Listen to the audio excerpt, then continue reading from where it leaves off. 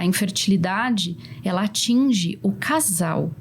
Ela não atinge a mulher. Essa é uma das maiores crueldades de pensar, porque aí você está colocando na conta de uma mulher que já está passando por N questões, você coloca na conta dela que a culpa é dela, e não é. A infertilidade, ela é absurdamente solitária. Mamilos, mamilos, mamilos. Mamilos. Mamileiros e mamiletes, sejam bem-vindos ao nosso espaço de diálogo de peito aberto. Eu sou a Juva Lauer. Eu sou a Cris Bartz e tô te convidando. Vem aqui, esse lugar é seu, puxa o banquinho, que hoje a conversa é sobre tentantes. As pessoas que querem engravidar neste país, por que passam, por onde passam, vamos acompanhar essa trajetória com duas pessoas que entendem muito do assunto. Por favor, Natália Gonçalves, se apresente para os nossos ouvintes. Quem é você na fila do pão? Oi, Cris. Um prazer enorme estar aqui com vocês hoje. Eu sou bióloga de formação e geneticista. Eu atuo na área da reprodução tem pelo menos 15 anos e já passei por vários contextos de reprodução, né? Eu já fui a pessoa que faz aconselhamento genético com a paciente. Então, acolho ela e falo sobre testes genéticos que auxiliam na jornada dela. E hoje eu sou responsável por uma área de reprodução dentro de uma empresa. E também atuo com inovação, que é uma coisa que combina com tudo que a gente vai falar aqui, que é como é que a gente busca formas de melhorar essa jornada com diagnóstico, né? Então, interessantíssimo. Muitas coisas que a gente nem sabe que existe. Bom demais. Aline Borges, por favor, se apresente para os nossos ouvintes. Quem é você na fila do óvulo? Primeiro, quero agradecer por estar aqui. Muito feliz de ter um espaço para falar sobre algo que é tão difícil. Eu sou psicóloga há quase 20 anos, sempre focada em maternidade, relação mãe-bebê. E aí, há cerca de 10 anos, eu atuo nessa área de tentantes. Então, as mulheres que estão no processo de desejar ter filhos antes de serem mães.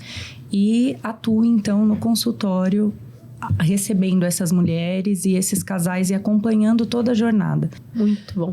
Temos muito assunto, antes um brevíssimo intervalo e a gente já volta. Há 10 anos, o Mamilos faz parte da sua jornada de formação como ser humano, profissional e cidadão. Mas você sabia que também pode nos contratar e levar essa experiência para a sua empresa, organização ou marca? Com a Milos, a nossa consultoria, nós já ajudamos grandes marcas a construir narrativas sensíveis. A gente também palestrou em eventos para todo tipo de público, traduzindo temas complexos. E em empresa, nós facilitamos o diálogo em times para potencializar a performance. Agora, atendendo a pedidos, a gente abriu algumas vagas de mentoria profissional. E aí, vamos trabalhar juntos? Voltamos então, vamos mergulhar nesse tema que tem conversa para mais de metro. A gente cresce ouvindo que ter filho é algo natural, que basta querer e pronto. Acontece. Mas quem já passou pela jornada de tentar engravidar sabe que muitas vezes a realidade é bem mais complexa. Hoje, o Brasil tem uma taxa de fecundidade de apenas 1,57 filhos por mulher. A mais baixa da nossa história, e por isso apenas. É bem abaixo da reposição populacional. E isso não é só uma escolha, também um contexto. Mais mulheres deixando para engravidar depois dos 30, só que o corpo nem sempre vai acompanhar essa nova ordem cronológica de conquista. A idade média da mulher ao ter o primeiro filho já passou dos 30 anos nas grandes capitais. E, ao mesmo tempo, cerca de 8 milhões de brasileiros enfrentam algum tipo de infertilidade. E aqui começa a via sacra. O peso da decisão, os exames, os custos, as tentativas frustradas. A gente fala em liberdade reprodutiva, mas essa liberdade ainda é muito restrita. Porque escolher ter um filho, adiar ou não ter, envolve custo emocional, financeiro e físico. E quase sempre é a mulher que vai arcar com tudo isso. Hoje o Mamilos abre espaço para falar com honestidade sobre a experiência de ser tentante, sobre o corpo, a cabeça e o coração. Então puxa um banquinho e vem com a gente. Bora então começar, porque a gente começa falando de números, né? Qual realidade que a gente está explorando aqui? A taxa de fecundidade no Brasil caiu e caiu muito rápido, né? Eram 6 filhos em média por mulher para 1,57, igual a gente falou agora na introdução. Isso dos anos 60 para cá. A idade média da primeira gestação passou de 20 para 30 anos. Então, diminuiu o número de filhos, aumentou a idade média. Ou seja, o Brasil tem hoje uma das menores taxas de fecundidade da sua história e as mulheres estão engravidando cada vez mais tarde. Isso significa que a gente está mais livre para escolher ou a gente está correndo contra o tempo? Como que a medicina enxerga essa mudança? Eu acho que as duas coisas. A gente está mais livre para escolher, desde que a gente tenha informação. Eu acho que aqui é um pouco do que a gente vai construir hoje, né? Falar sobre a informação que essa mulher precisa para a tomada de decisão. E sim, estamos correndo contra o tempo. Porque apesar da decisão ser relacionada a mudanças socioeconômicas e de um posicionamento da mulher, né? Eu acho que tem um contexto de muito orgulho para a mulher também, de posicionamento de mercado, de uma busca que antes não era possível, né? Então, se na década de 60 uma mulher tinha 6 filhos, hoje isso não é mais a realidade dela, né? Ela quer outros sonhos. Então, se ela tem esse direito, eu acho que tem uma coisa muito bonita aqui acontecendo também. Então, tem a liberdade dela, sim, para deixar esse sonho para mais tarde. Só que deixar esse sonho para mais tarde tem um preço, que não é só emocional, é financeiro e é também um preço da falta de informação. Então, quando a gente fala que a gente está correndo contra o tempo, a grande questão aqui é o que a gente, com certeza, todo mundo já ouviu esse termo, a idade materna avançada. Então, acho que a primeira coisa que eu queria desfazer aqui é esse termo. Não dá pra gente dizer que uma mulher a partir dos 35 anos tem idade avançada, pelo amor de Deus, né? Então, vamos parar de falar em idade materna avançada, porque esse não é o termo correto. O que é que tá correndo contra o nosso tempo aqui? São os nossos óvulos. Então, a gente já fala na ciência e dentro ali de um ambiente mais técnico em idade ovular avançada. Que eu acredito que seja um termo muito mais bom. adequado, né? Muito bom. Vamos combinar, né? Não é você que tá com a idade. Você pode estar jovem, mas o corpo tem seu tempo, né? O óvulo, no caso, tem seu tempo. Exatamente, exatamente. Então, eu sempre falo isso nas minhas aulas em congressos. Vamos parar de dizer que nós temos idade avançada, porque não temos, né? E sabe o que é bom isso também? Porque evita algumas armadilhas que são clássicas, né? Não, eu me sinto jovem. Sinto, tudo bem. Você pode estar super jovem. A gente tá falando do seu óvulo. Fica tranquila. É isso.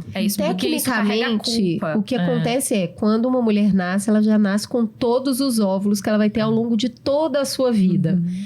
Que hora que eles vão diminuindo? E qual que é a frequência que ele vai diminuindo para a idade começar a pesar? Perfeito, Cris. Eu acho que essa é a explicação, né? Por que então que a gente não fala em idade materna e sim em idade ovular? A gente nasce, toda a nossa quantidade de óvulos, ela é formada no momento ainda da embriologia, ali da formação do indivíduo, né? E esses óvulos, eles precisam passar por diversos processos de divisão celular, até que eles estejam prontos para serem fertilizados por um espermatozoide. Esse processo, ele só termina quando o óvulo é fecundado pelo espermatozoide. Então, a gente chama que existe ali um período na puberdade, pós-puberdade, como se os óvulos entrassem numa certa senescência. Eles vão adormecer, eles vão parar numa fase de divisão celular e quando o óvulo encontra o espermatozoide, ele completa esse processo de divisão celular. Durante esse período que ele fica nessa espera, né, que é ao longo da nossa vida, então se eu for ter um filho aos 40 anos, esse óvulo passou 40 anos esperando. Ele está envelhecendo em diversos aspectos. E um dos mais estudados é a proteína que sustenta esse processo de divisão. Então, existem algumas proteínas que elas costuram as nossas cromátides dos nossos cromossomos. E essas proteínas, elas vão envelhecendo e vão ficando frouxas. É como se eu tivesse uma costura que não funciona direito. E aí, esses cromossomos precisam se separar para formar um novo indivíduo e eles se separam em momentos errados. E, consequentemente, eu tenho um dos maiores desfechos da infertilidade relacionada à idade ovular, que é as alterações cromossômicas, que a gente chama, né? Que é ganho e perda de cromossomo. Por isso que a gente fala tanto que uma mulher aos 40 anos tem uma chance muito maior de ter, por exemplo, um bebê acometido com síndrome de Down. Porque eu tenho proteínas que não estão ali funcionando corretamente e essas cromátides se soltam em momentos errados e vai cromossomo a mais para um lado e cromossomo a menos. Ou seja, ele vai ficando cansado de esperar. É isso. Mas, Aline, se a gente tá falando de cronos, de tempo, e que a gente, a partir da adolescência, já estaria pronta, e tá contando a contagem regressiva, e quanto mais pra frente a gente vai, mais frágil estão ficando os nossos óvulos, a gente tá falando de ter que tomar uma decisão, a mais importante talvez da vida, muito jovem, com 20 anos. E, mais uma vez, né, porque quando você fala dos 6 filhos e tal, como uma conquista da mulher, sair de 6 filhos para 1,57, a ONU fala que o maior fator de desigualdade de gênero são os filhos. E é por isso que de 6 para 1,57 a gente tem uma grande conquista social da mulher em direção da igualdade. Então foi importante pra gente. Filho é o que faz tanta diferença. Agora, com 20 anos, os homens não vão ter que tomar nenhuma decisão. É a gente de novo, né, amor? É a gente numa fase que a gente é bombardeado com a informação de que a gente precisa evitar filho. Isso. É exatamente nesse momento. E aí Bacana. isso vai trazendo vai construindo no nosso imaginário, a gente vai tendo um repertório ali de que ter filho é só você vacilar que ele vem. Lógico, é o medo da gravidez na adolescência. Da gravidez na adolescência. A gente já falou aqui que a gente tinha medo de engravidar quando a gente ainda era virgem, inclusive. De tanto pavor que colocam na nossa cabeça, não é não? Exato. E aí, como que você toma uma decisão, você chega lá com 30 e poucos anos, quando você decide ter filho, vai consultar seu repertório emocional, o que tem ali, que registro tem, vacilou, você engravida. Como você se protegeu até ali, você não engravidou, mas agora é só você vacilar. Isso. Então, você tá querendo, imagina, se vacilar, engravida, querer, então é só piscar. E aí, esse é um dos maiores problemas, porque a gente vai se desenvolvendo enquanto ser humano, mulher e tal, com uma ideia que não é real. Chega lá na frente, pode ser que você não tenha essa facilidade toda. Então, de fato, tomar essa decisão tão precocemente, do ponto de vista social, é muito difícil. E aí a gente chega numa coisa que informação é tudo. Então, quanto mais informação essa mulher tiver, e essa informação vai vir via medicina, né?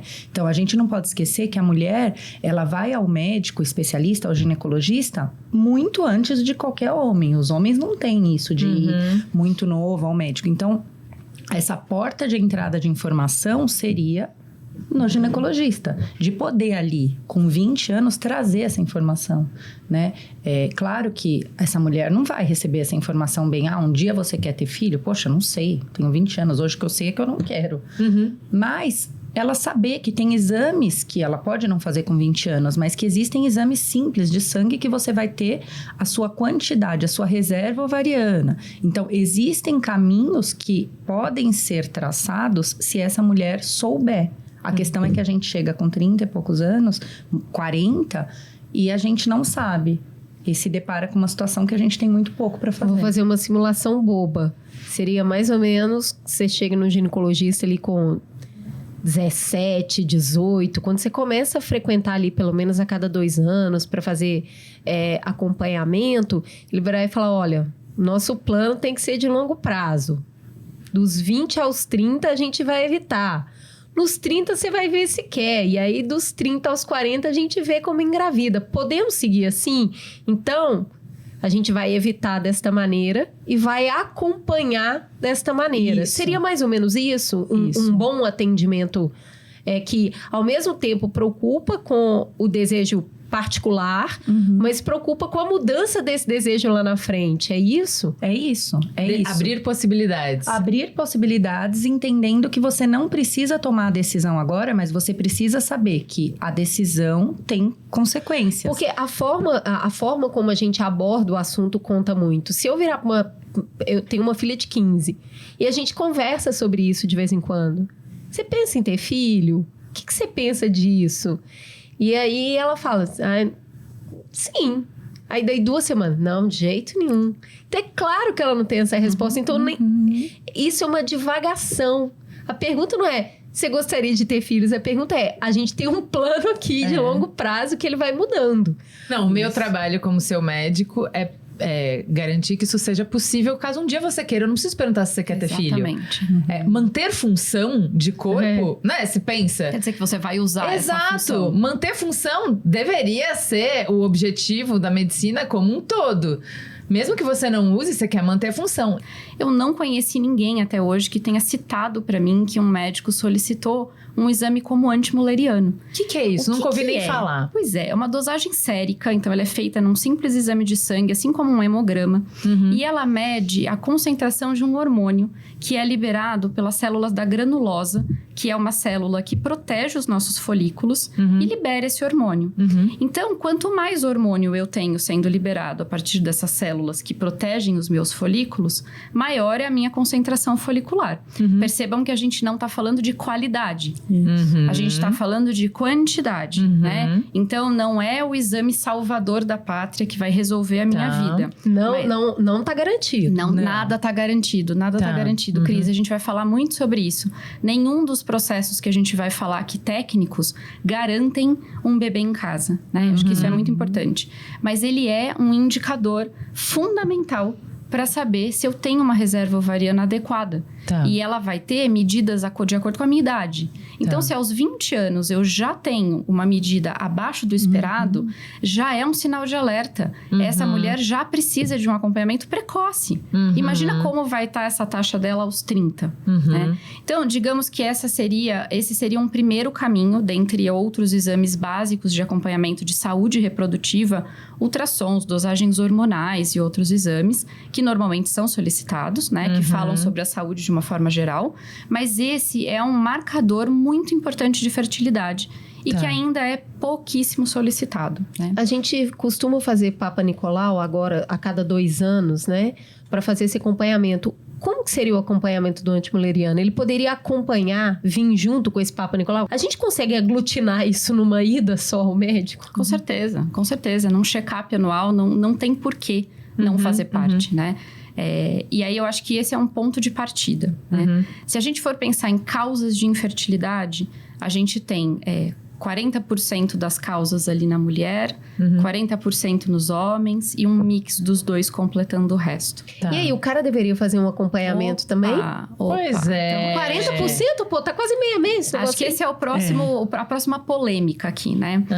Eu recebi por anos, numa conversa de aconselhamento genético, eu tenho uma paciente gravada na minha memória que ela tinha pastas e pastas e mais pastas de exames feitos ao longo de 8 anos de tentativas. Olha, me arrepia de lembrar. 8 anos de tentativas. E a minha obrigação é perguntar quais eram os exames que foram feitos no parceiro dela. Ela me apresentou um espermograma feito há 4 anos. Era o único exame que ele tinha feito e ele se recusava a fazer outros exames, porque certamente o problema não era com ele. Né? Claro que não. Então, a gente tem um universo muito complexo aqui para lidar. Né? A infertilidade, ela atinge o casal. Ela não atinge a mulher. E a gente tem um universo amplamente explorado feminino, né?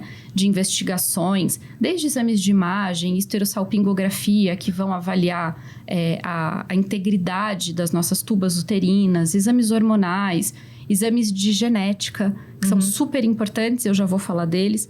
Mas a gente tem um outro universo que é muito menor de ser investigado. O homem não precisa ser explorado neste nível e ele não é feito. Né? É óbvio que existem muitos médicos fazendo isso de forma completa, mas ainda existe mas é uma isso, né? resistência também, né? A ligadura de trompa para a mulher é muito mais complexa do que uma vasectomia e, no entanto, tem sido uma jornada complexa para a gente conseguir ter conversa pública, nem se fala.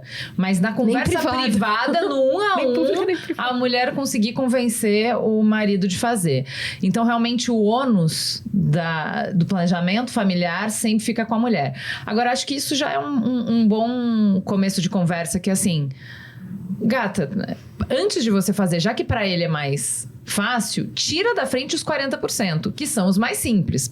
Começa por ele, daí depois você vai pra você. Não tendo nada aqui, é inverter a ordem, né? Que a gente vai primeiro na mulher, se tá tudo bem com a mulher, aí a gente vai pro homem. Não tem motivo, o que você tá dizendo não tem motivo pra gente começar pela mulher, que é o mais complexo, sendo que as chances de ser de um ou de outro são iguais. É isso? É por aí. É por aí. Ju. Então, o lógico, o emocionalmente, o financeiramente mais recomendado começa pelo homem.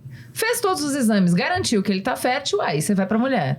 E eu vou falar que a gente tá falando aqui de coisas muito simples, tá? A gente tá falando de exames séricos, né? Dosagens hormonais, que vão acompanhar ali diversos fatores hormonais que influenciam na fertilidade. E a gente está falando de 2 ou 3 exames fundamentais, que seria o espermograma, que vai acompanhar a qualidade desse espermatozoide, motilidade desse espermatozoide. E um outro exame complementar que não está em nenhuma guia, tá? Então, a gente tem guias internacionais de recomendação de como é que você faz um check-up, uma avaliação de infertilidade. Esse exame não está nessa guia inicial de recomendação, mas é um exame muito rico. Ele se chama fragmentação de DNA espermático. É um exame que avalia de forma complementar o espermograma. Eu posso ter um homem com um espermograma absolutamente normal, mas que tem uma alta taxa de fragmentação do DNA, que é exatamente isso que eu tô dizendo. O DNA dos espermatozoides dele são altamente fragmentados. Por quê? Por diversos fatores, que podem ser tabagismo, uso excessivo de álcool, podem ser uma varicocele, podem ser relacionados a altos índices de estresse, fatores ambientais. Não tem nenhum homem assim, bebe, fuma e tá estressado? Não tem. Acho que a gente tá falando do universo muito pequeno, nem vale a pena entrar nisso. Você percebe o impacto disso? Não, mas por outro lado, vamos dizer, como a gente nasce com todos os óvulos e eles estão produzindo, a fabriquinha produzindo todo dia, mais um motivo pra você começar com homem, porque se tiver um problema com ele, vai ter, porque isso que a gente tá falando, eles estão tudo estressados, cansados, não sei o quê. Você pegou o problema ali, a mudança atitudinal, a mudança de epigenética já vai ser reversível. Reversível, é reversível, né? Na grande maioria dos casos, né? Sim. Então, assim, a gente tem um ciclo de gametogênese, né, dos espermatozoides de mais ou menos 60, 90 dias. Então, eles se renovam com muita frequência. A fábrica tá aí. Exatamente. Vamos lá. Aline, entra na conversa, por favor, nos ajuda a falar sobre um pouquinho o impacto disso no homem, como a mulher e o homem tratam esse assunto, como é que os parceiros... Porque eu acho que a gente fala muito dessa dificuldade emocional que a mulher vai enfrentar, mas e pro cara? E como é que os caras chegam na clínica pra você? Como é que os parceiros chegam, né? Porque eles já não querem fazer terapia, imagina pra isso. Então, eu acho que aí, de novo, tem um papel fundamental do médico, que vai ser a porta de entrada. Como o médico lida com isso, vai ter impactos em como o casal vai lidar. Então, eu tive a sorte de, ao longo da minha carreira, trabalhar com médicos que consideravam muito essa questão da infertilidade como do casal. Não é assim, a minha mulher não consegue ter filho, o meu marido não consegue ter filho. Isso é uma coisa que eu corrijo em consulta. Não. Vocês querem ter filhos juntos. Precisa dos dois, né? Geneticamente falando. Então, a infertilidade é do homem. O fator pode ser masculino, o fator pode ser feminino, não importa. A infertilidade é do casal. Então, quando um médico chega e já pede de cara os exames do homem e da mulher, que é o correto, ele já chega entendendo que ele tá no jogo. Que ele também tá ali sendo avaliado. E aí, isso vai fazer diferença como emocionalmente ele vai lidar. Porque se um médico tá pedindo, é algo que é suscetível, né? A gente precisa entender que tem alguma coisa ali que precisa ser investigado. Então, eu entendo que existe uma falha que tem diminuído, mas como a Natália falou, de que os homens não eram investigados. Se não eram investigados, como que eles iam se colocar nisso? E, de novo, assim, lembrando que muitas vezes a porta de entrada é a mulher, porque a mulher tem a cultura de prevenção. Então, a mulher está no ginecologista anualmente, a cada 2 anos. Então, é normal que chegue por ela. Só que aí cabe a esse médico falar de cara. Boa. Precisamos fazer o espermograma. Perfeito. Vai começar por um espermograma, que é uma coisa simples, e um exame sérico de sangue. Vai começar assim, e aí esse homem já vai entender que ele está no jogo. Quando eles chegam no consultório, a gente sabe que é muito mais difícil o homem ir procurar a terapia, né? Então, de fato, muitas vezes vem a mulher.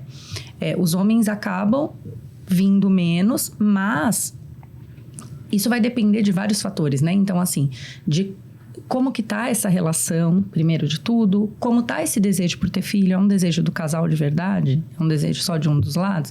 Então, o envolvimento emocional vai passar por outras variáveis aí. Socialmente, a gente ainda tem uma cultura que coloca a infertilidade na conta da mulher, mas que tem mudado nos últimos tempos, então tem espaço e eu entendo que isso tem muito a ver com essa abordagem médica. Por exemplo, o setor de reprodução humana da universidade que eu fiz parte, por alguns anos, ele pertence à urologia. Olha. Isso já muda tudo. Muda tudo. Os médicos. Com certeza. Então, são ginecologistas e urologistas que fazem uma formação em reprodução humana. Os dois podem fazer, mas lá é responsável, o setor é do departamento de urologia. Então, a gente tem médicos que estão cada vez mais considerando isso. E isso, de novo, gente, vai fazer diferença em como o casal vai lidar com isso. Natália, quando a gente já está falando aqui, quando eu já vou com um problema, eu chego lá e falo, não estou engravidando. A gente deveria fazer algo antes? Tipo, o casal conversou aqui e falou, vamos ter filho? Vamos ter filho. Antes da gente suspender o método contraceptivo, a gente deveria fazer exame antes?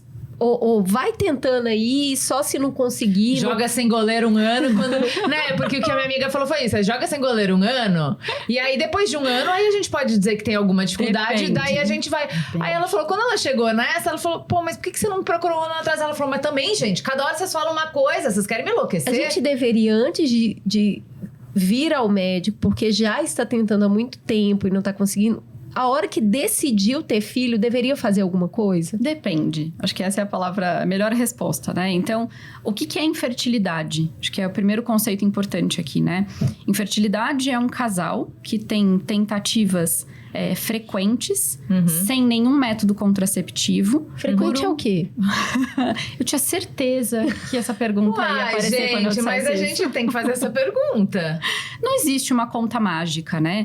Tá. Mas o que é frequência? Uma vez por semana? 2 vezes por Durante semana? quanto tempo? Depende da idade, né? Acho que esse é o fator mais importante. Se a gente tá falando de uma mulher com menos de 35 anos, ela pode passar 1 ano tentando. Até 1 ano é considerado normal. Uma vez por semana, você tá ali brincando pra ver se rola. No É período isso. fértil com mais frequência, é isso? Isso. Vamos Pode se ser. concentrar, né? Uma Pode semana, ser. assim, de muito foco. Depois descansa.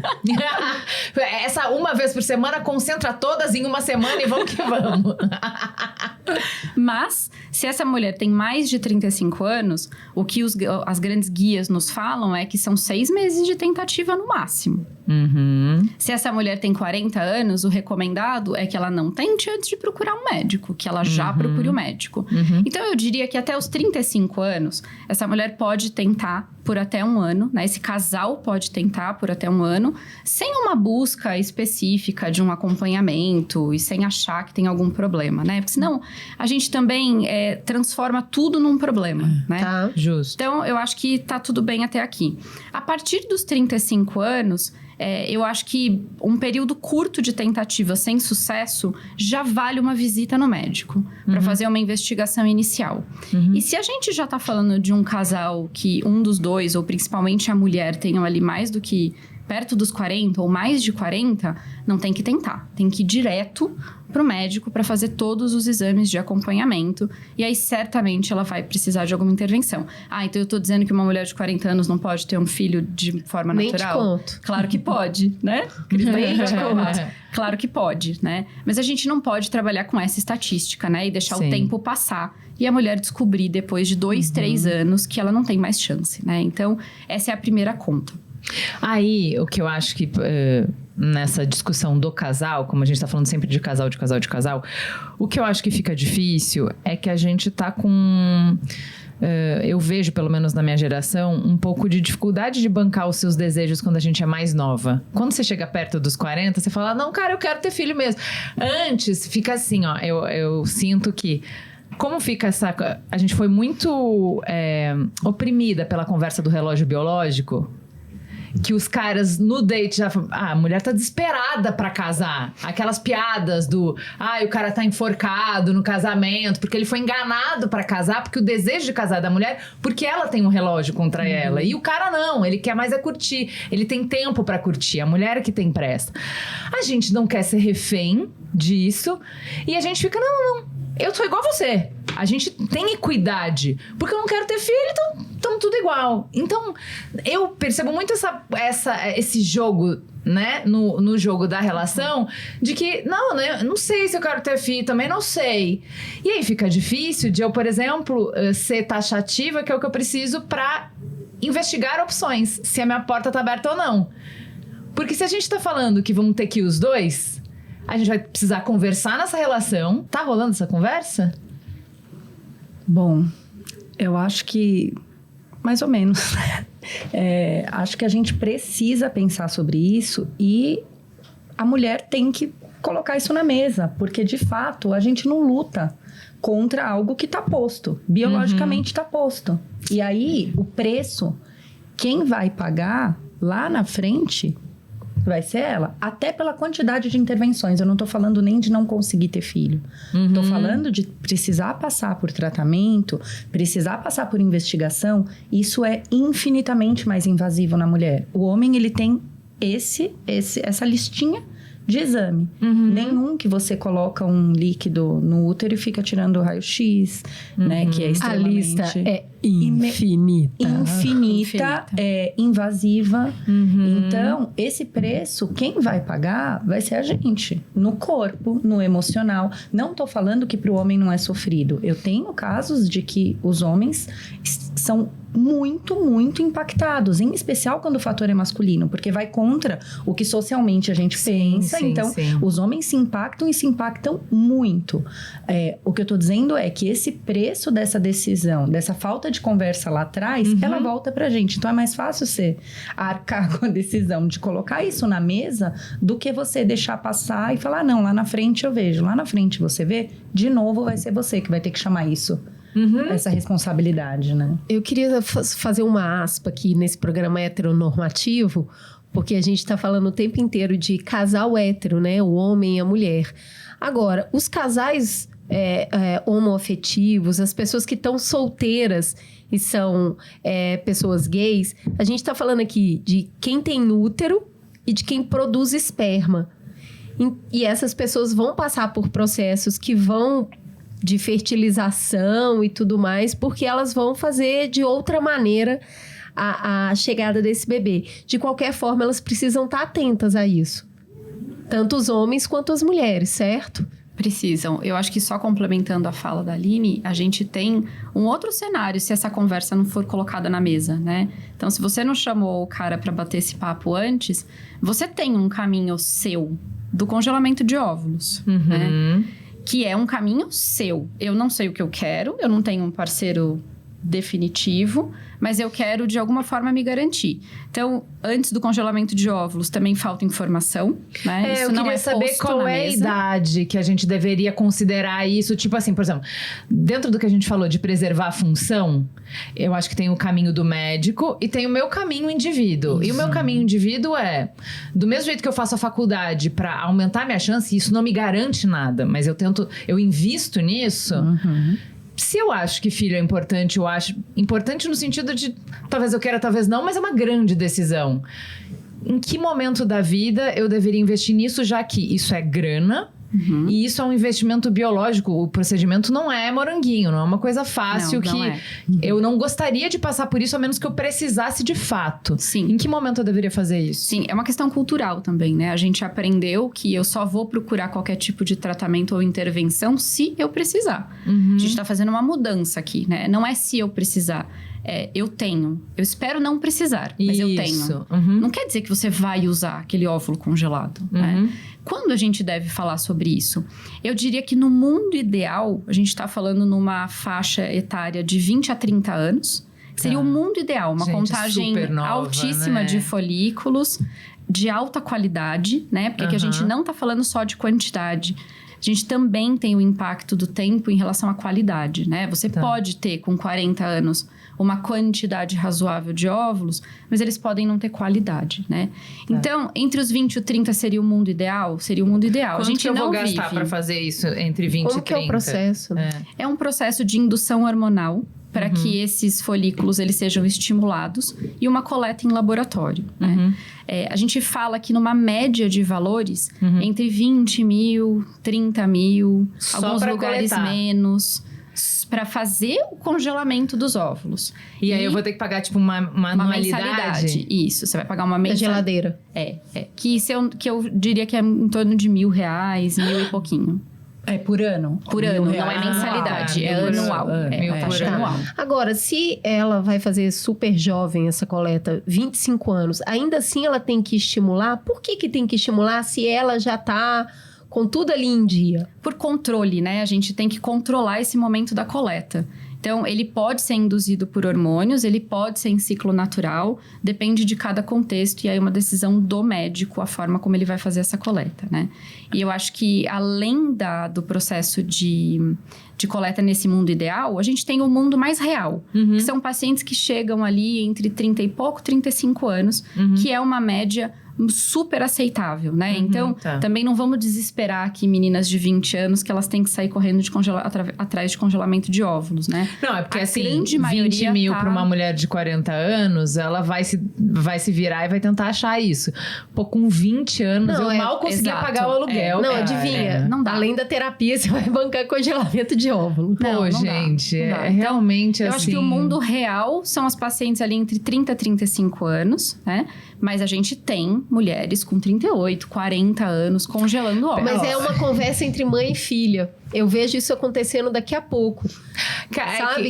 eu você quer certamente muito- vou conversar com a minha filha sobre Porque isso. você quer muito que a sua filha vá viajar, vá estudar, vá namorar pra caramba.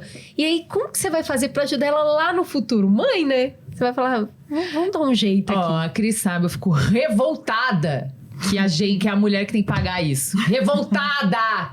Que mais uma vez todo o custo da próxima geração, que, como vamos ver no outro programa, é interessante para a sociedade como um todo. Todos precisamos dessas novas crianças. Fique para a mulher tanto o peso de decidir, quanto o peso de pagar, quanto o peso de fazer esse procedimento que não é bolinho. E aí ela falou assim, mas o que o homem poderia fazer numa situação dessa, né? E aí, realmente, eu não acho que possa, mas quando o custo da reprodução é muito desproporcional do lado da mulher, e aí as mulheres estão fazendo conta e não estão querendo ter mais filhos, os países estão começando a pensar em jeitos de dividir isso pela sociedade. Um exemplo muito simples disso é creche. Creche é política pública de uma forma muito recente, porque é um jeito das mulheres quererem ter filho. Eu não vou ter filho se eu vou ter que parar de trabalhar. Não, calma, a sociedade vai dividir esse custo, a gente paga a creche. E assim como isso, o pré-natal e um monte de coisa. Seria viável a gente pensar num futuro em que a gente realmente planeja tirar esse custo todo dos ombros da mulher, que o Estado pagasse, que o SUS pagasse esse congelamento e que fosse uma política pública. Gente, estamos abaixo da taxa de manutenção da sociedade. Tá horrível para nós. Vamos fazer uma força-tarefa, assim como tem o Papa Nicolau pelo SUS.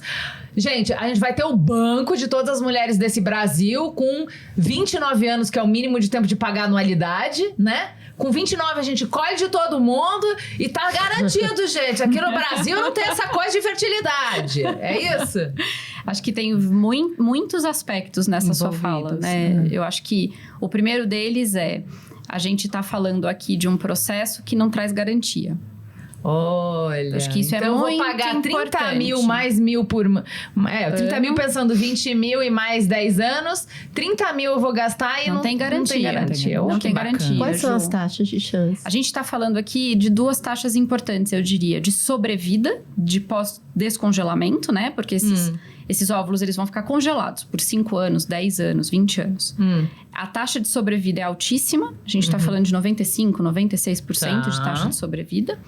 E a gente tá falando, isso é uma coisa. Outra coisa é eu descongelar esse óvulo, colocar ele num processo de fertilização in vitro, injetar um espermatozoide dentro dele e esperar que isso se transforme num embrião e que esse embrião seja viável para transferência. Tá. E aí aqui a gente está falando, por exemplo, se eu estiver dizendo que essa paciente tinha 37, 38 anos, eu vou testar esse embrião dela para saber se ele não tem alterações genéticas antes de transferir. Claro. Então, percebe o tamanho do funil? O óvulo tem que estar viável após o descongelamento. Congelei, então, Mas a isso viabilidade- 95%. Isso, Tamo bem. isso é uma taxa boa. Tá, ele Esse virou um óvulo, embrião. Ele precisa fertilizar. Tá. Depois de fertilizado, ele precisa virar um blastocisto, que é o estágio em que a gente transfere esse embrião para o útero da paciente.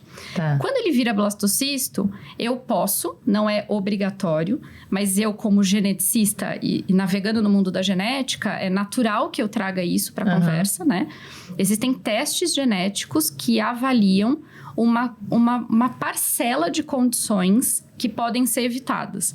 Então, eu diria que mais de 50% dos abortos de primeiro trimestre, eles estão relacionados a condições sindrômicas cromossômicas. Tá. Como síndrome de Down, que a gente perfeito. comentou aqui. Como eu evito isso? Eu pego uma biópsia da região externa desse embrião, 5 células, que são biopsiadas e eu analiso no laboratório de genética para saber se esse embrião tem ou não alguma alteração em relação a essas condições. Tá. Esse funil é enorme. Peraí, tá no quarto processo. Não, é o que eu quero saber. Peraí, É aí quanto de viabilidade. Passou nesse genético, aí vai colocar. E aí, pode Tem a segurar Aí taxa ou essa não. transferência é a Transplantação ainda. última. É. Então, são 5 passos que começa com 95% e aí vai diminuindo. diminuindo. Até quanto? Uma taxa de mais ou menos 40% de sucesso. Jesus. Então, Via de regra, se né? a gente tá Taxas de falando que eu reprodução tenho... assistida. Se eu tenho uma taxa de 40%, quer dizer que eu posso pensar na minha cabeça, sendo conservadora, que a gente sempre pensa no pior cenário, que eu precisaria me preparar psicologicamente para umas 4 tentativas. Faz sentido. 4 para o sucesso. Isso quer dizer que eu tenho bastante óvulo congelado, né? Porque ele passou por 5 processos. Isso. E pra me Assim, garantir... tem que ter uma ninhada. Porque Bastante óbvio. a cada Tem vez ter que eu for bastante fazer óbvio. esse processo, ele vai passar por 5 etapas. Onde eu Isso. começo com 10 e acabo com 1. E que a gente não falou de nascido vivo em casa, bebê em casa. Não. A gente tá falando De só gravidez. até o útero. Exatamente. Tudo isso é até o Gravidez. útero, até Bacana. chegar no útero. Então, esse processo... Não, mas se chegou ali, vai ficar. Porque, pelo amor de Deus, já passou por 5 processos. Quando eu engravidei sem planejar, eu falei assim, não, mas não é possível. Se apareceu aqui, vai sair. Se entrou, vai sair, porque não é possível. Tive muita sorte no processo. Eu acho que isso é sorte mesmo. Porque as taxas são muito pequenas, né? E eu acho que daí também vem o espanto, né? Dessa gravidez acontecer dessa maneira. Voltando para esse processo, a gente entendeu o que é congelar óvulo, como funciona, quais são as chances, quais são os processos. Se o casal chegou ali e quer fazer naquele momento ele vai fazer a fertilização, eu queria saber se é importante, junto com o processo de começar a tentar engravidar, fazer um acompanhamento psicológico.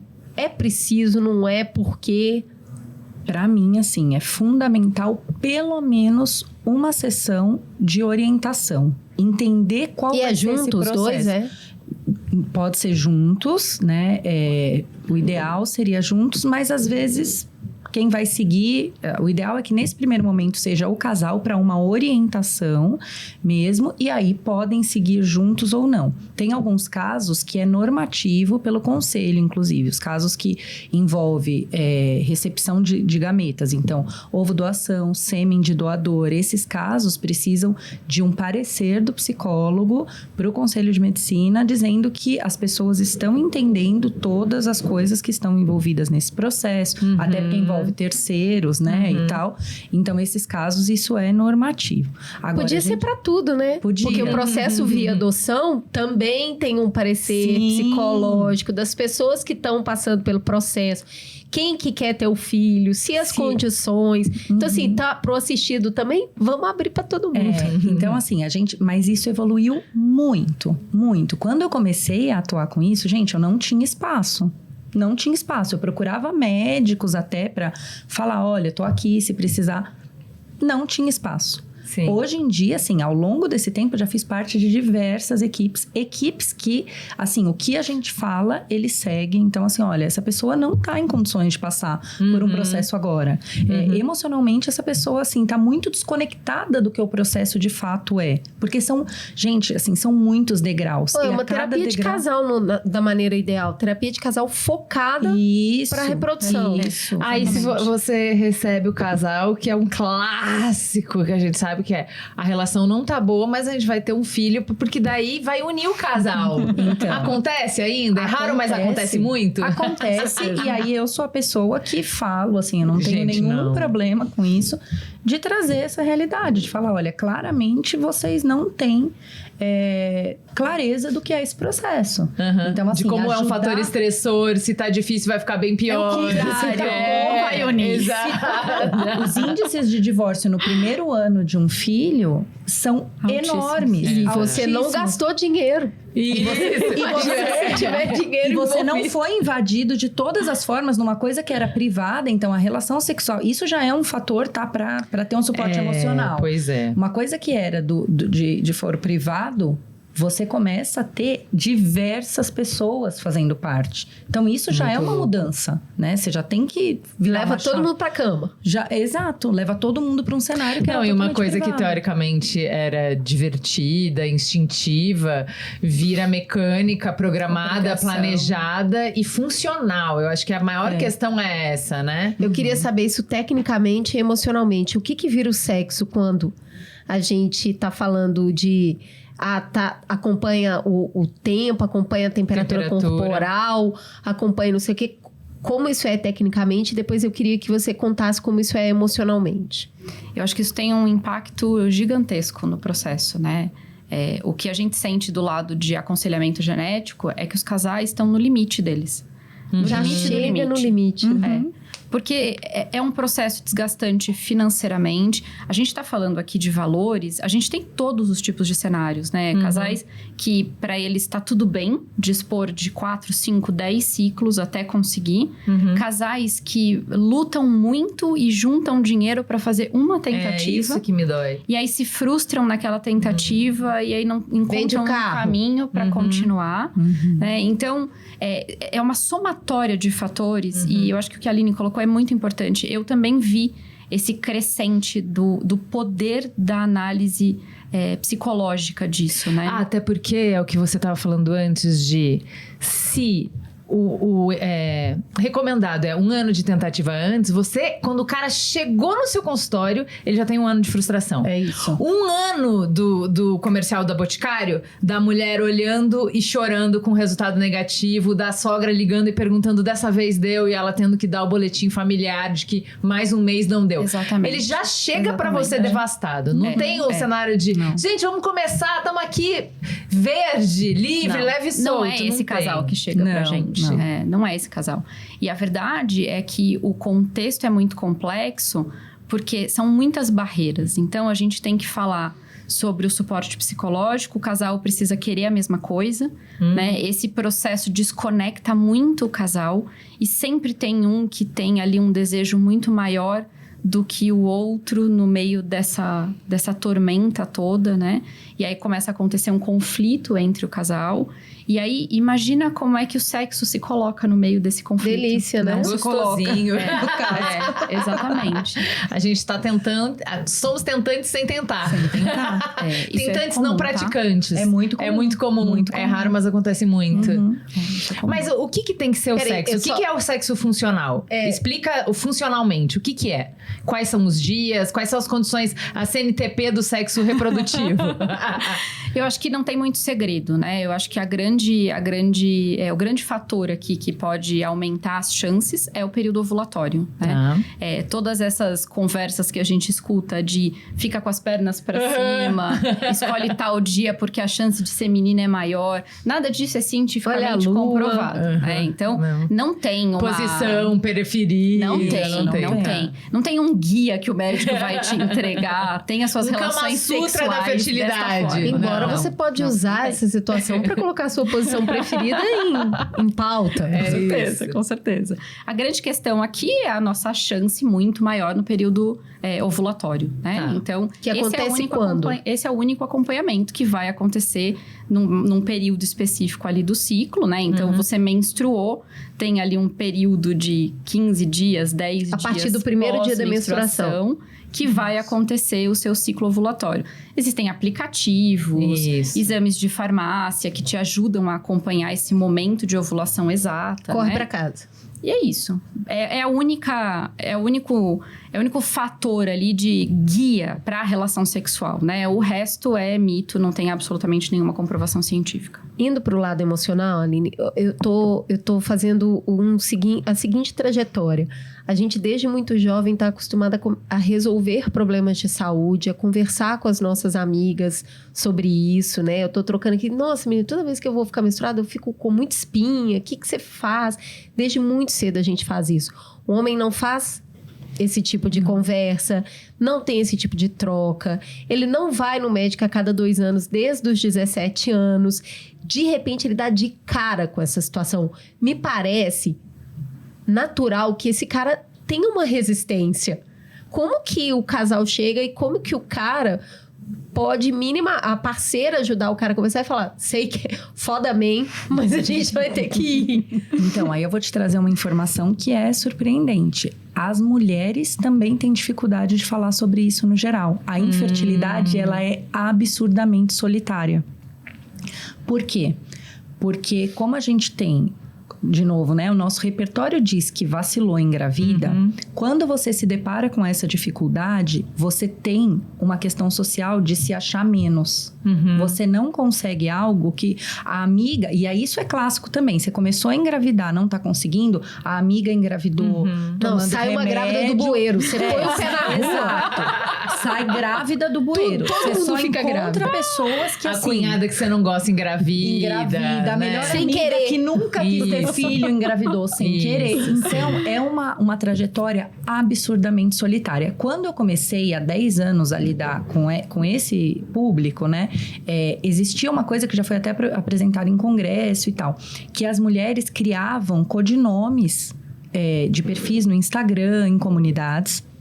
Não eram todos anônimos, para poder seguir médicos sobre isso, para poder falar sobre isso com tentantes, porque é algo que abala muito a confiança no próprio corpo. Mas dá para não abalar, social. porque assim, quando eu fui tentante, deu pau na máquina. É isso. Eu não funciono. É isso. Olha, tô quebrada, olha que loucura. É isso, você não funciona. Numa coisa muito fundamental, descrição. né? Porque o básico dos seres vivos nasce, cresce, reproduz e se morre. E tipo, parece que tem... Não, né? peraí. Você nasceu, você cresceu e... Eu falo muito isso para as pacientes, isso assim, mesmo. quebra esse ciclo que a gente aprendeu. Eu tenho uma filha de 8 anos e a gente ainda aprende isso no ciclo da biologia, porque é isso. É uma possibilidade. É uma possibilidade. Então, Menos a morte que vai rolar mesmo. É uma jornada absurdamente solitária. Não só para os homens. Os homens, claro, eles não têm esse espaço mesmo de falar. Tem menos repertório. Tem menos repertório para falar. Menos acesso emocional, inclusive. Mas as mulheres sofrem e sofrem muito. E aí, mais Mas elas conversam pelo menos com o parceiro? Com o parceiro, sim. O homem, nem com a parceira. Bacana. O homem, ele se coloca num lugar, e isso eu trabalho muito com as pacientes e com os pacientes também, que os homens, isso em caso de perda gestacional também é muito frequente, que eles se colocam no lugar de que se eles demonstrarem a fragilidade, eles estão deixando de ser o apoio. Claro. E aí, eles se blindam E aí vem um dos problemas grandes da infertilidade no casamento, porque a mulher interpreta isso como um cara que não tá com ela naquela luta. Ela tá sozinha. Quando, na verdade, esse cara, ele acha que ele não transparecendo, ele tá dando o suporte que ela precisa. E Ai, aí, que dor no coração. qual uma das maiores orientações na terapia nesse caso? A comunicação. Em qualquer caso, claro, mas num caso de tentante, num caso de perda gestacional, isso fica muito claro. Esse casal vai tendo um distanciamento que vira um abismo. E que muitas vezes não é mais possível reconectar. E vocês não têm ideia do quão triste é você presenciar ali um casal que se ama, que estava numa busca para aumentar a família e, de repente, esse casal se perde justamente por isso. Então, a comunicação é fundamental entre o casal, porque essa comunicação exterior, muitas vezes ela fica prejudicada. Então, entre o casal, ela precisa acontecer. Então, mas aí voltando para a questão da conexão sexual do casal, né? Sim. Porque... Pensa, pra onde que vai a libido? Pra onde que vai a minha energia? Pra onde que vai o meu desejo? Se eu, enquanto mulher, tô achando que o meu corpo tá quebrado. Eu tô toda trabalhada na vergonha, tô toda trabalhada no me fechar, no me introspectar. E aí, eu tenho uma missão, porque mulher gosta de resolver coisa, como a Cris falou. Então, eu vou chegar pro cara na planilha. Hoje tem... E aí o cara vai ficar mais intimidado ainda, mais sem clima, mais sem ambiente em casa. Como é que essa dança pode sair desse roteiro previsível, que é compreensível? Como é que a gente subverte a lógica e hackeia esse sistema? A libido tá na literatura. Você perguntou onde vai a libido. A libido vai para a literatura, vai para as estatísticas para saber que dia é melhor, quando é melhor, quais as probabilidades. Então, a gente tem que voltar esse casal para o centro, que é a relação. Como? De novo, terapia eu acho que ajuda muito. Se o casal estiver aberto para fazer um processo terapêutico, isso ajuda muito. Mas eu trabalho muito com eles e ajudando a trazer sensações de bem-estar. Então, você vai se perdendo. E assim, o sexo, em especial para a mulher, ela não é uma coisa que começa ali na hora. Ela começa no bom dia, né? Ela começa no elogio da roupa quando ela tá saindo para trabalhar. Tem um contexto. Então, uma conexão de várias outras formas. Então, trabalhar muito nisso, tentar trazer situações de muito bem-estar. Então, assim, o que vocês gostam de fazer? Porque muitas vezes eu pergunto e não sabe. A gente tem que fazer uma lista juntos, que nem sempre é em uma sessão, tá? Então, de conseguir redescobrir o que vocês gostam. Então, eu gosto de viajar. E aí, tem uma coisa importantíssima. Os planos ficam todos em suspenso. Então, assim, não. A gente não pode viajar. Porque se a gente fechar uma viagem e a gente engravidar, não vai poder. Eu já tenho de casal que estava sem viajar há 5, 6 anos. Que estava sem fazer academia, a mulher, há 4 anos. Por quê? Porque eu posso fazer um plano e se eu engravidar, eu não posso mais ir. E aí eu trabalho muito essa coisa de olhar o hoje. Você vai fechar uma viagem, só que você vai olhar as cláusulas de cancelamento, ponto. Você vai fazer academia porque hoje o que você pode fazer por você é se cuidar. Se amanhã ou depois você precisar sair por um bom motivo, que é o motivo esperado, você vai voltar atrás e resolver isso. Então, ajudar esse casal a se colocar no presente é uma instalação na realidade que precisa ser necessária. Ajudando a fazer planos que não estejam só ligados ao filho, porque a gente tem que lembrar que não existem garantias. A gente está falando da reprodução assistida e tal, mas não existem garantias. E aí a gente precisa, né, o que eu faço enquanto espero? É uma coisa que eu trabalho muito. É poder investir no hoje, investir nesse casal, nesse casamento, investir em você. Eu tô muito convencida que é uma terapia de casal voltada para isso. Que se for só a mulher ou se for só o homem, fica muito pesado para quem tá tendo uma orientação, mas vai ter que repassar isso em casa. O efeito nunca vai ser o mesmo. Não vai acontecer, entendeu? Exato, Até porque o terapeuta vem como quase um mediador dos desejos. Se é 1 para 1 e você tem que chegar lá, não tem um mediador. Gente, quem tem que ter filho vai ter que fazer isso junto, assim, quem quer muito isso. Natália, pra gente ir pro final aqui da nossa história, eu queria que você contasse pra gente se tem um limite. Se tem uma hora que a gente deveria falar, putz, não vai dar, não vai rolar. A gente fez, ou realmente não é pro nosso bolso, ou não fizemos o que era possível e não dá mais, porque aí é uma revisão total de planos. Então, em que momento tem esse aconselhamento? Não tem? O céu é o limite? Pode tentar quantas vezes quiser? Como é que é isso? A gente está vivendo uma realidade também de uma enxurrada de informação em cima desses casais, de que você vai conseguir, é só continuar tentando. Isso é muito complicado, porque pode ser que você consiga se você continuar tentando. Mas quais são os fatores relacionados a essa decisão? Você precisa ter muita grana, você precisa ter muito óvulo, ou você precisa tomar a decisão de usar gameta doado, né? Então, se você tá ali num universo de 40 anos, você fez uma coleta de óvulos, fez uma tentativa que não teve sucesso, você talvez não tenha mais óvulos para coletar. Como é que você continua? Bom, doação de gametas. É um universo completamente possível. É um universo de uma parte muito grande dos casais de reprodução assistida, mas que aí, mais do que nunca, depende do suporte de aconselhamento genético e psicológico. Porque esse casal precisa entender que, apesar de ter um fator ali de uma parcela dessa formação de gametas não ser biologicamente seu, o processo é muito além disso, né? Então, é um processo. Esse é um caminho. O outro caminho é a adoção, né? É um caminho lindo, é um caminho que não é tão explorado, porque a gente fica muito ali nos caminhos da fertilização, né? E às vezes o casal tá no limite, não quer mais tentar. É um caminho que precisa ser explorado, né? Então, não existe uma receita. Dá pra dar um tempo e voltar depois? Às vezes já fez Com toda certeza. Pode fazer isso? Com toda certeza. Dar uma respirada, né? Inclusive, em muitos casos, pode ser o melhor caminho, né? O casal tá esgotado, a mulher não aguenta mais passar por estímulos hormonais, né? Isso tem um efeito colateral muito grande em algumas pacientes.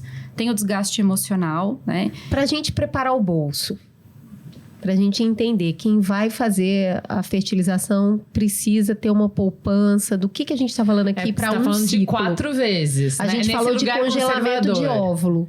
E a gente falou do custo disso. Para fazer um ciclo, porque aí depois você multiplica por quanto você conseguir fazer. É mais ou menos os mesmos valores, tá? A gente tá falando aqui de ciclos de 20, 30 mil, às vezes um pouco menos. Às vezes um pouco mais. Então eu preciso ter que 30 mil para coletar e guardar esses óvulos. E vamos pensando aqui que nos cenários. Uma única vez, provavelmente. Isso. Ah, não. Pra guardar se eu 10 vou guardar os 10 anos, eu quero guardar uma quantidade de óvulos que seja o suficiente para 4 tentativas. Isso. Aí eu tenho que fazer 4 coletas? Não, depende. Depende de quantos folículos forem localizados no ultrassom, depende do sucesso da coleta. Mas pra gente fazer uma conta macro. Eu tenho que pensar, porque é isso. Eu tô fazendo uma conta financeira mesmo, que é quanto de dinheiro eu tenho que fazer de poupança. Então, eu vou pelo menos pensar em 2 coletas. Pra eu ter uma quantidade de óvulo que vai passar por todos esses 5 ciclos com folga. Acho que a gente pode falar em quantidade de óvulos, ao invés de número de coletas. Mas é que o preço é por coleta, não é por quantidade de óvulos, então não dá. A gente fala que no funil eu preciso de uma média de 10 óvulos, 15 óvulos mais ou menos, para eu chegar ali numa conta mínima de embriões viáveis, né? Então, 15 óvulos, 20 óvulos... Tem mulheres que vão conseguir em uma coleta. Tem mulheres que vão precisar de 3, 4 para chegar nesse número. Então, é muito abstrato, né? Mas ajuda a gente a fazer uma conta eu vou que pensar, é a média. Eu vou pensar em 2, pelo menos, como 2 média. coletas numa média. Então, eu preciso de uns 60 mil para a parte de coleta. Para a implantação, se cada vez vai ser 30 mil e eu tenho que deixar... Eu tenho que fazer para mim a reserva. Se a minha questão é deixar possibilidades abertas, eu tenho que ter reserva para 4. 120 mil. Então, eu tô falando de uns 200 mil é o que eu teria que ter guardado. Tipo, minha poupança... A poupança de faculdade pro filho, a gente sabe qual é o número. A poupança de fertilidade pro filho é uns 200 mil. Vale a gente falar também que existe uma variação muito grande desses valores. De clínica para clínica, absurdamente. Existem clínicas que têm programas de custeamento parcial disso, de valores um pouco mais acessíveis, né? E tem pessoas conseguindo pelo SUS. Embora seja bastante difícil, porque o serviço ainda é restrito, mas o SUS oferece isso. Exato. O congelamento de é muito importante falar isso. O congelamento de óvulo, inclusive, é garantido para mulheres que enfrentam câncer. É isso que eu ia falar. O congelamento de óvulos a gente não consegue para um cenário de preservação da fertilidade.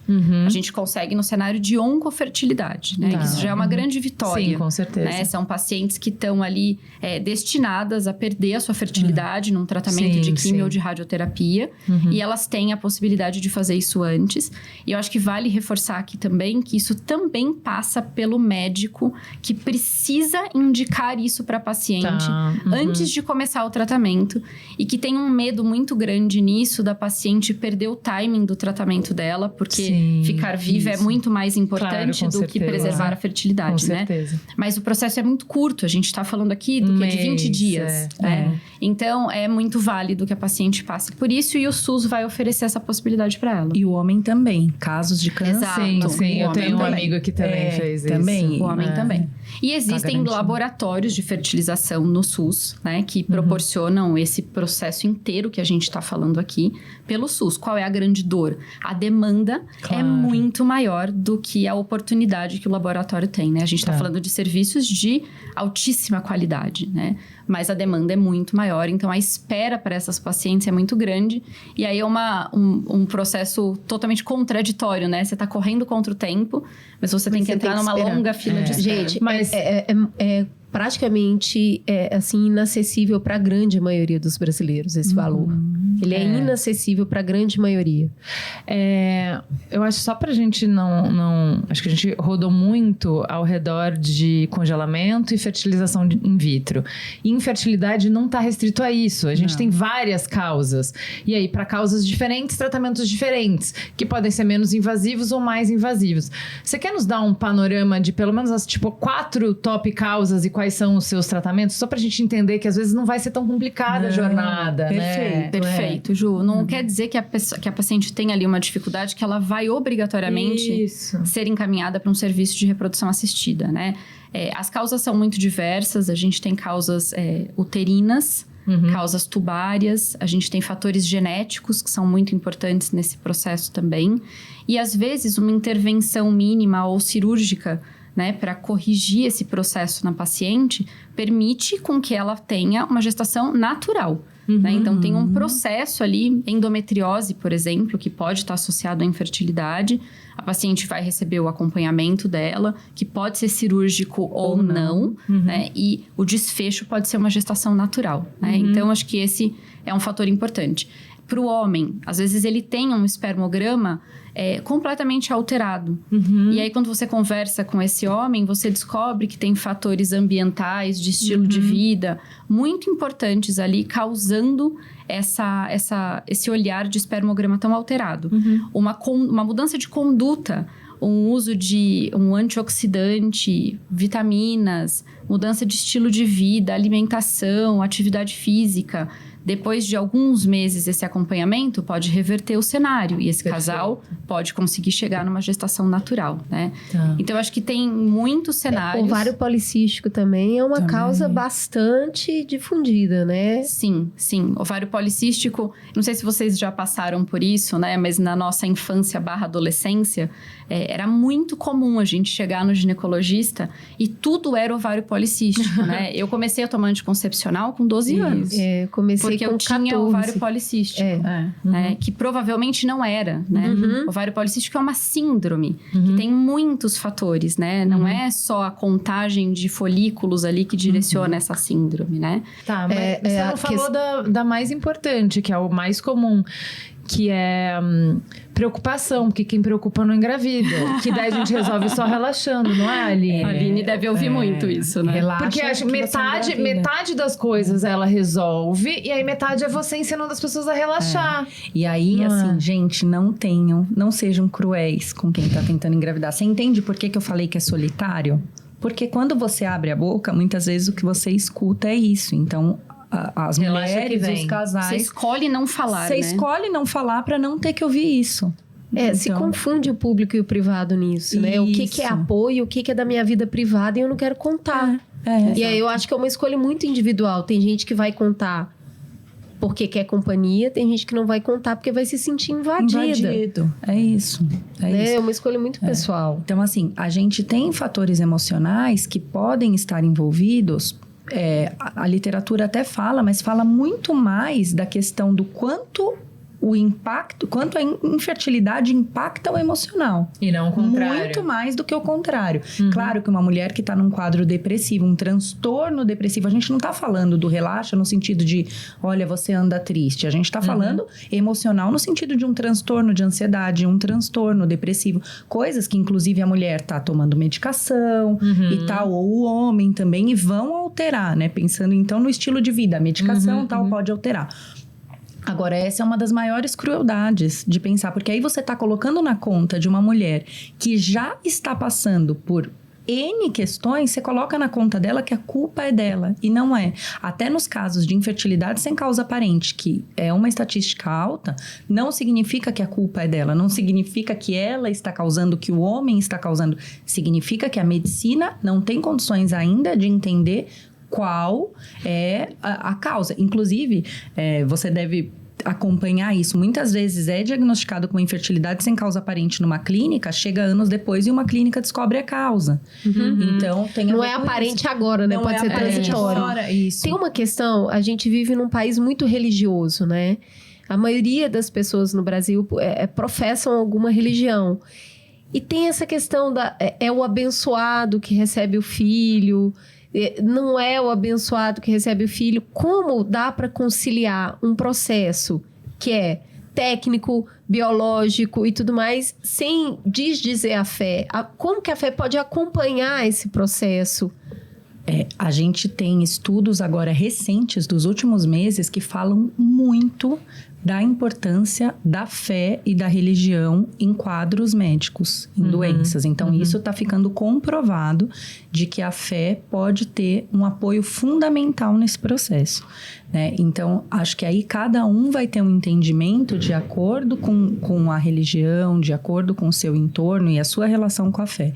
Isso pode ajudar muito e pode prejudicar. Acho que, assim, primeiro de tudo, é entender que não vai acontecer com todo mundo, assim como não vai acontecer com todo mundo várias outras coisas da vida. E tirar isso da questão da bênção, da culpa, da punição. Entender que isso não está isolado, né? Tem outras coisas na nossa vida que, ainda que a gente acredite que a gente vai conseguir, muitas vezes a gente não vai conseguir. Isso não depende da gente e nem de nenhuma outra coisa. É algo que aconteceu e não aconteceu. Então, ter esse entendimento e, junto com essa coisa da religião, que inclui isso, mas não é mais do que isso, é buscar informações confiáveis. Ao mesmo tempo que a internet trouxe muita coisa boa, é muito fácil a gente se perder em discursos que são desconexos e tal. Então, entender que tipo de informação você está buscando, onde você está buscando isso em qualquer uma das áreas. Agora, Aline, a gente está querendo passar por processos muito complexos na vida sem sofrer, né? Tudo como pode ser mais leve? Não vai ser leve, vou amor. surtar? Como faz para não sofrer? Qual que é o espaço do sofrimento nisso, sabe? O sofrimento, ele faz parte da vida. As nossas grandes conquistas, de alguma forma, a gente mesmo narra com algum tipo de sofrimento. Então, assim, nossa, eu me formei, mas eu não tinha como pagar a faculdade, eu vendia não sei o quê. Eu ficava à noite sem dormir pra tal coisa. Então, o sofrimento, ele faz parte da caminhada. O desgaste faz parte da caminhada de ser adulto, inclusive, né? A gente, para ser adulto, as nossas conquistas têm muito a ver com o quanto a gente investe naquilo. E muitos dos investimentos vão ser sem garantias, vão ser apostas. Né? Então, entender que o sofrimento faz parte da vida faz toda a diferença, porque você consegue atribuir um sentido a isso que você está vivendo. Muito bom. Então, para fechar, Natália, o que você quer falar para uma mulher que decidiu buscar ajuda agora? Ela está tentando ou há 1 ano, ou há 6 meses, ou ela tem mais de 40 e resolve tentar agora. O que você gostaria que ela soubesse? Eu acho que eu gostaria que ela soubesse que existem caminhos, que o jogo nunca está perdido antes de uma busca, né? Que os caminhos começam pela informação e por um bom suporte médico, que direcione ela para que ela faça os exames corretos e que ela tenha a chance de escolher qual é o caminho que ela vai tomar a partir daquele diagnóstico que ela tiver ali, né? Eu acho que é muito importante que o casal, né, saiba que o suporte ele é multidisciplinar. Então, é uma jornada guiada por um especialista e que precisa, eu diria que em todos os casos, de um acompanhamento psicológico e que na grande maioria dos casos precisa de um suporte genético, porque a gente explorou aqui muitos exames, mas a lista é infinita de testes genéticos que fazem parte dessa jornada. E aí vocês podem imaginar o nível de complexidade do para que aquele teste serve e o recebimento de um laudo genético. Então, é muito complexo para a paciente, para o casal, receber esse tipo de informação. Então, eu acho que é ser guiado por informações de qualidade, ter suporte multidisciplinar, que é o acompanhamento do especialista e profissionais que vão dar as mãos para esse especialista ao longo da jornada. E eu acho que nesse universo psicológico é a compreensão de até onde se é possível ir para aquele casal. O que é que eu quero, né? Qual é o meu limite? Porque, às vezes, o limite da medicina é muito maior do que o meu limite financeiro e emocional. Então, eu acho que é uma tomada de decisão que precisa acontecer muito antes de bater na porta do médico, né? De até onde a gente vai. Aline, o que você gostaria de falar para uma mulher que está em profundo sofrimento por conta desses processos? Que está com sofrimento com insegurança financeira, vendo o casamento se deteriorar, a saúde emocional dela se deteriorar. E o corpo dela, ela já nem reconhece mais. Exato. Primeiro de tudo, dizer que você não está sozinha. Você não precisa passar por isso sozinha. E isso passa não só por um suporte psicológico, mas pela equipe médica que você escolhe. Você ser visto não só como o útero que está com alguma questão, não só como exames alterados, mas ser visto como alguém que por trás de todo esse processo tem desejos, medos, limitações, angústias, isso vai te ajudar a se sentir uma pessoa e não só alguém num processo de infertilidade. E entender que cada passo na infertilidade é um passo, é uma jornada longa, mas se você está olhando o fim da escada, você não vai ter força para passar pelo primeiro degrau. Então, a gente precisa que você olhe para o que você está fazendo agora. Agora, o que você vai fazer é uma lista de exames, é esse o foco, não é saber qual o sexo do bebê que você vai engravidar daqui a um ano. Isso vai te ajudar a se instalar na realidade e lidar com isso com o máximo de recurso emocional que você tem naquele momento. Então, pensar muito na escolha do profissional que vai te acompanhar nessa jornada, entender que cada passo é um passo, não dá para antecipar, porque como é uma jornada muito incerta, você precisa de energia para cada degrau. Lembrar que quando você está cansada, você descansa, não necessariamente você desiste. Entender quais os momentos de pausa é fundamental. Você pode ter limites, inclusive. Você não é porque você começou esse processo que ele só termina quando você tiver um bebê em casa. Eu gostei muito do que ela falou. Coloca uma meta. Assim, vou fazer um ciclo. Exato. Isso. Eu vou fazer até 2 estimulação. Isso. E aí dá pra rever, mas você tem um norte. Isso. Então, assim, você pode ter limites. Não é porque você decidiu entrar nisso e investigar que a sua felicidade vai estar atrelada a algo. Pode ser que, inclusive, no caminho, você perceba que talvez isso você nem quisesse tanto. Talvez isso estivesse ocupando um lugar que você percebeu que não vai ser ocupado dessa forma. Então, isso é fundamental. Fundamental também se fortalecer e fortalecer o casal para que não se percam coisas pelo caminho mais do que já está previsto. Dinheiro, emocional. Então, que você consiga ter esse foco no macro, não apenas na infertilidade em si. Tem outras coisas que vão acontecer. Gente, aprendi muito nesse programa. Eu queria muito ter conhecido vocês há uns 15 anos atrás.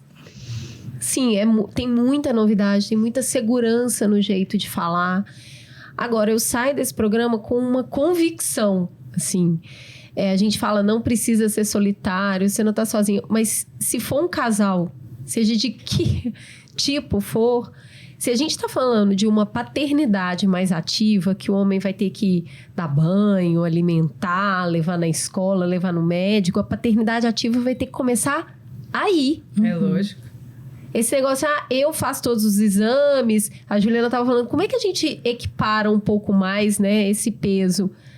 Vai ter que dividir essa conta, assim, ir no médico junto, olhar os laudos juntos, fazer a terapia junto, colocar o limite junto. Porque dá pra fazer junto o casal, né? Vai ser muito mais... Embora a mulher possa conversar com a amiga, com a mãe, com um monte de gente, se o cara não conseguir entrar nesse processo, a paternidade ativa começar só depois, eu tô achando que vai ficar muito difícil, entendeu? É um processo que é do casal. Então, assim, nós estamos fazendo isso. E aí, Juliana, próximo programa sobre isso, a gente nem fala de mulher. Porque é o casal que vai ter esse filho, como que o casal se cuida. Porque eu acho que dá para equilibrar um pouco mais e sair daqui com uma outra convicção. Seguir pessoas na internet que passaram por esse processo é super legal, mas aí elas falaram o tempo inteiro que é especialista, não é eu especialista. A pessoa conta a sua trajetória e isso ajuda. Mas é uma trajetória. Ela fez um tipo de tratamento com uma equipe. Dá para ter uma inspiração, dá para ter uma ideia. Eu sigo 5. Legal, é bom que as pessoas compartilhem, mas é uma história particular. E aí você vai ter que ir no especialista. Isso. Lá na Natália, lá nas meninas que vão conversar e que vão te explicar como é que é o seu caso. Isso, perfeito. Obrigada por isso. Eu saio, acho que mais informada para tomar uma decisão, mas muito insegura sobre a decisão, né? Pensando na minha filha que está começando esse ciclo agora, muito mais informada do que a minha geração. Eu acho que a gente tem muitas conversas públicas para fazer, enquanto coletivo, enquanto sociedade, para entender o que a gente faz dessas informações, entende? Porque acho que a gente fez do mesmo jeito por milênios. As mulheres engravidavam com 15, 16, 17, 18, entendeu? Era meio isso.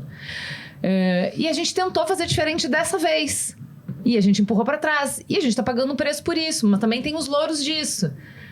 Como que a gente vai equalizar com mais informação para que a gente tenha uma vida mais feliz, né? Que a gente consiga fazer escolhas informadas? Eu acho que ainda não tá posto, não. Eu acho que é um bom dilema que a gente tem para... acho que a gente ainda vai tentar alguns caminhos, tenho impressão, sabe? Acho que a ciência vai evoluir, mas as conversas sociais, psicológicas, ainda tem que evoluir muito mais para a gente conseguir equilibrar entre o biológico, o tempo cronológico biológico, e o nosso tempo de crescer como indivíduo, o nosso tempo social. Acho que as coisas estão muito descompassadas e a gente está pagando um preço. A Cris fala muito que nossa, exaustivo viver a história, né? A gente quer inovar em tudo, tá tudo líquido. E assim, eu acho que as mulheres pagam um preço muito maior porque é a gente que tá mudando o jogo, né? Então assim, gatas, não tá fácil ser a gente, mas é bom, né? É bom, tá cada ano melhor. Obrigada, viu? Obrigada, Ju. Obrigada, Cris. Eu acho que uma última mensagem, né? A gente falou muito sobre a tentante, a infertilidade, o direito, a liberdade. Mas vale a gente reforçar também que tudo são escolhas. A escolha de não ter um filho também é uma escolha validada hoje em dia, que não era no passado. Esse é outro programa. Vamos fazer um próximo especial. Isso é muito importante, É muito importante. Esse direito de dizer, cara, eu não quero ser mãe. E de poder dizer isso em voz alta, né? Sim, então, com certeza. Eu acho que é um momento histórico. A informação ainda precisa ser... empacotada. Eu acho que ela ainda não está pronta, ela está fragmentada e a gente está juntando esses cacos para dar toda essa informação para essas mulheres que estão tentando. Mas o caminho, com certeza, é um caminho muito melhor do que o caminho das gerações anteriores. Com certeza. Né? E a medicina está aí para ser o grande suporte, né? A grande cola que liga tudo isso e proporciona muitas possibilidades. Perfeito. Queria agradecer muito vocês pelo convite, dizer que eu sou uma ouvinte antiga de vocês, então eu tô honrada e emocionada de estar aqui hoje com vocês. Legal, muito bom. Eu também queria agradecer muito e pensando em tudo que você falou, Ju, acho que ter programas como o que a gente acabou de fazer aqui é que são importantes para a gente começar a mudar o jogo. Então, a gente começar a ter espaços de conversa desse tipo trazem uma contribuição, assim, imensurável. Então, preciso agradecer por esse espaço, por poder falar sobre isso e atingir tantas pessoas ao mesmo tempo, porque eu tenho certeza que é assim que a gente começa esse trabalho de conscientização e de mudança, efetivamente. É isso aí. Esse programa é dedicado para todas as pessoas que estão tentando... mulheres e homens, eu espero que assistam o programa juntos, que eu acho que é um programa para os dois. E também para todas as pessoas que têm amigos, amigas, parentes, para entender um pouco desse universo, para ser essa rede de apoio que muita gente precisa, né? O que falar, o que não falar, perguntar mais do que afirmar. Então, vamos juntos, porque o trabalho é árduo e vai ter sofrimento. Você conhece alguém que está precisando ouvir esse programa? Faça a sua parte, encaminhe o Mamilos para os seus amigos. Beijo, gente. Mamilos. Mamilos.